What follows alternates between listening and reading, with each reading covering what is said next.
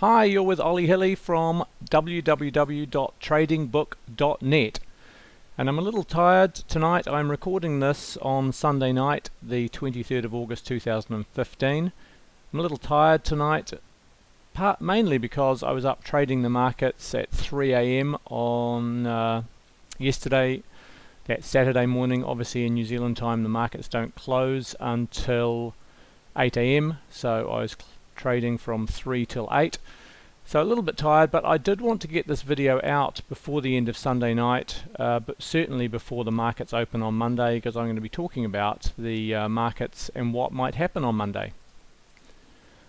Okay, so is there going to be a Dow crash tomorrow, being Monday the 24th of August 2015? As I said, I'm recording this video on Sunday 23rd of August 2015, and it's partly to help my thoughts coalesce, because when I prepare a video like this, obviously I've got to get all of my facts right, and I've got to spend time researching, pulling things together, and that helps my thoughts to coalesce, which obviously helps me to form views for the coming day and coming week as how I'm going to trade it.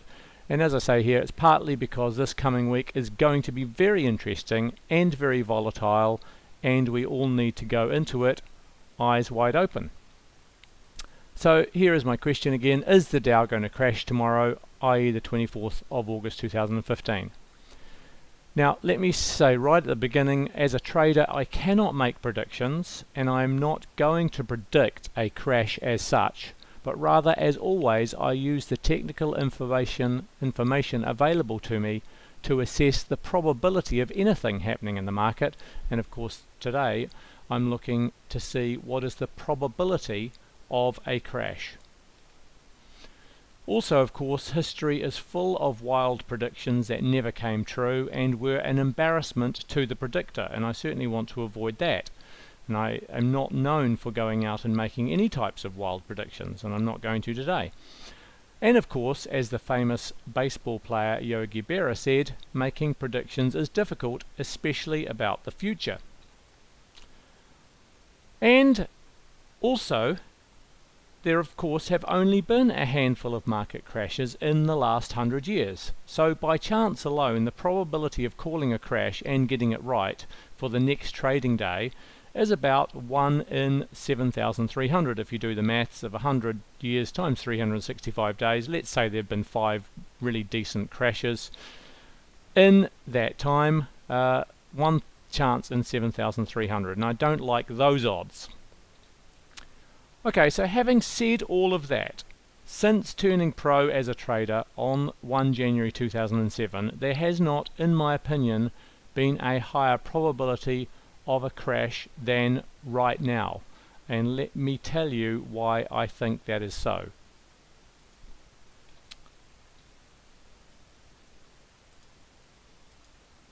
And by the way, for argument's sake, when I say crash, I'm thinking a fall in the Dow of more than 1,000 points from where it closed on Friday. And it closed Friday at 16,460. So any fall below 15,460 on Monday, i.e. tomorrow, would qualify. Okay, so let's look at some of the things that I'm thinking about. On Monday, October 19th, 1987, which of course is the day of the 1987 Dow crash, the Dow fell an unprecedented 22.61% in one day, if you can believe that. Let's put that into perspective. That would be the Dow falling 3,773 points from where we are today, i.e. 16,460, and that would be 3,773 points, believe it or not, in just one day if we were going to emulate, which I don't think we will for any stretch of the imagination. I don't think we'll go anywhere near there. But that is the biggest percentage fall in the Dow in history. But the point I'm trying to make, down in the bottom paragraph, the interesting thing is that the previous Friday to that 87 crash was October 16th, 1987. On that day, the Dow fell 4.6% on record volume. So the previous Friday it fell hard, and it fell on record volume. Now that's interesting because last Friday, i.e. the 21st of August 2015, the Dow fell 3.12% on the highest volume of 2015. It's not record volume, but it is up there. Let's have a look at the New York Stock Exchange volume. Now, the New York Stock Exchange includes around 2,800 stocks, so it's a very broad measure, not just the 30 for the Dow. And here are the highest volume days of all time in the New York Stock Exchange. And you can see right down at number 10 there on the 25th of June 2010, 5,380,000,000. Well, as you can see at the bottom of the slide, New York Stock Exchange volume last Friday was 4,976,000, so 976 million, very close to the top 10. So it was a very big volume down day on the New York Stock Exchange as well as on the Dow. Both were highest volume of the year, and as I say, not far from the top 10 of all time. Let's move on to Dow points. Let's have a look at the top 10 largest Dow points fall in history. And here we are at number 9. You can see I've highlighted it in green. That is last Friday, 530.94 points. That is the highest, or sorry, the 9th largest Dow fall in points, obviously not in percentages, the percentages are at the right, but in points terms, the 9th largest in the history of the Dow. Okay, now I'm showing you a Dow chart for last Friday. So this is obviously an intraday chart starting, as you can see here, at the beginning of the day at 10 AM, closing at 4 PM. So it fell consistently throughout the day. And what I especially like about this chart, well, you'll find out why I like it shortly, is that it closed on its lows and there was a very big sell-off in the final 10 minutes of the day, which suggests there is more selling to come. And there is an adage in the stock market that the retail investors, which is generally the smaller investors, tend to do their trading at the first half of the day, and it is the institutional and the large big money investors that tend to do their trading towards the end of the session, and certainly in the last hour. So it was the big money and what you could say the smart money that was selling into the close. Okay, so let's talk a little bit about psychology. Retail investors especially, again, these are the mum and dad investors and the people who have got portfolio shares, not the fund managers, the people with billions of dollars, but smaller shareholders, but obviously there's millions and millions of them. Those retail investors have had the weekend to feel the pain of their losses.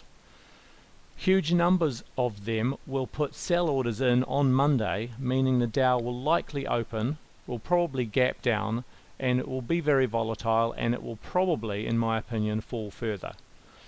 And as I say in the second paragraph, people who have been quote-unquote buying the dips for the last 6 years in this bull market are now starting to think, not staring, starting to think, what on earth were we thinking? Okay, so there's lots of retail investors out there with large paper profits in their portfolios. They've made money year after year after year. They haven't seen a big fall like we've had. Most of the US stock markets have fallen by at least 10%, so they're at least in correction mode now, and that hasn't happened for many years. So we're in a different environment, and I think that's going to affect the psychology of investors. And of course, it's not only retail investors, but it's also, nobody is immune to this. Fund managers and hedge fund managers, etc., will be feeling exactly the same thing. New things are going on, new territory. Maybe it's time to do things differently, i.e. not buying the dips. So maybe there won't be influx of billions of dollars buying this fall.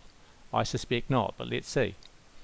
Okay, how am I playing it? Well, firstly, I cannot give you any specific recommendations because I'm not licensed to do that. Secondly, even if I wanted to, I cannot give you a recommendation because I won't know exactly how to play it until it starts to unfold, which obviously is not going to be until tomorrow morning at the earliest, my time, when the New Zealand market opens, and then the Australian market, then Hong Kong, China, Europe, London, and eventually, after there's been a day of volatility, then the US markets will open, and I'll be playing it as I see it during the day.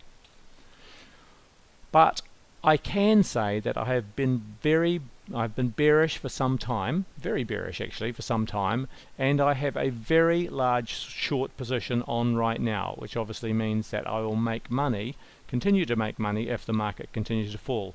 In fact, I am currently holding 15 separate short positions. Some of those are short stocks, some are short index futures, i.e. short the Dow, S&P, some are index put options which again are bearish because they're put options, they make money if the market falls, and some are short highly correlated currencies. I made a gain of just over 12%, 12.094% last Friday alone, so just on that lovely session that I just talked about, and that's why I was very happy to see there being a big sell-off at the end. So that enabled me, all of my short positions, well, I made money on every one of them, as you can imagine. All of those 15 positions made money for me on Friday, giving me that, huge gain, 12% in one day. And of course, I'm expecting more profits on Monday for all the reasons I've just told you. Okay, two currencies that are highly correlated to stocks are Aussie yen and CAD yen. Last week, they fell like this. Aussie yen fell 2.73%, CAD yen fell 2.47%. Please note that both fell massively in 2008. Have a look at a weekly chart to see what I mean, and of course 2008 was the last real bear market that we've had where stocks sold off significantly, and of course the point I'm making is that Aussie yen and CAD yen fell significantly with stocks in correlation. Let me leave you with a chart of the 1987 crash. This is the month of October, and it shows a huge gap lower on the open. I'll explain that when I get to it. So this is something else to watch for on Monday, a big gap lower when the US markets open. Okay, so here we are. Actually, it's more than just the month of October. It's all the way from August to December. These are daily. This is a daily chart, so every one of these candles is one day. Here is the Friday before the big crash. As you can see, it was a big down day. That was the down day that was on record volume. You can see the gap between where it closed on the Friday and where it opened on the Monday was huge.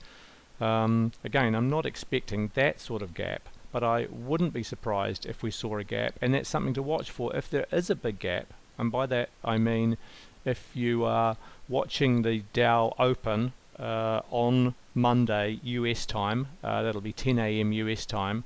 It's about 2 AM Tuesday morning New Zealand time, for those of you who are getting up with me, because I'll be getting up to watch it, of course. I'll be trading probably through the night, Monday night New Zealand time, Monday night, Tuesday morning New Zealand time. If you see a gap, or if I see a gap lower, a significant gap lower, that is a very bearish sign as well. One other thing I want to show you here is that the Monday was a massive down day, but Tuesday was a bit of a bounce, and Wednesday was another bounce. Sometimes this is known as turnaround Tuesday. Often the Monday is very bearish, and the Tuesday can turn things around, because obviously down here is the close on Monday, and then it closed Tuesday up. Now again, I'm not predicting that's going to happen. This is just looking at a snapshot of history. I'm going to be playing it as it unfolds, and I have no idea exactly how I'm going to play it right now, because I don't know how it's going to unfold, of course. Okay, happy trading. Have a fun week in the markets. You can find out more about me and what I do in the markets at www.tradingbook.net. Have a fantastic week.